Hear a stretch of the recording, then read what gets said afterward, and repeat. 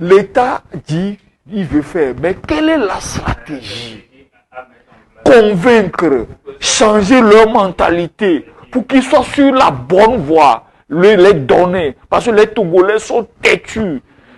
Un peu de formation, un peu de pousse-pousse. Alors il est temps que nous comprenions ces incivismes-là. Nous voulons attaquer. Quand on parle de sensibilisation, notre objectif final en réalité c'est une politique de responsabilisation des populations togolaises. Parce que, vous l'avez dit si bien, comment dire, faire de la sensibilisation sans responsabiliser les gens ne sera pas efficace. Je pense qu'il faut mettre aussi en place tout un système de sanctions, peut-être des amendes qui vont dissuader les gens, Voilà. etc. C'est plus autre chose. Voilà. Quand on parle de pollution, il y a plusieurs types de pollution. Il y a de la pollution olfactive.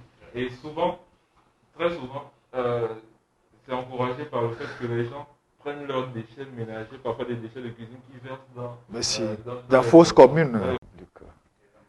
Vous avez prise avec le décret qui est sorti. Nous avons bien jugé qu'on ne va jamais accuser personne, que les riverains, leurs 3 mètres qu'on les a donnés, qui est transformé à 7 mètres jusqu'au niveau du goudron. Alors, on n'a pas pris à balayer sur le goudron.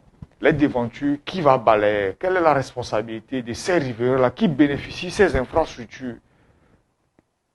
Comment nous allons leur faire pour éviter toutes ces dégradations? Des sachets de piota qui circulent, qui bloquent nos fosses communes, empêchent l'eau à rentrer dans notre grand bassin. Donc,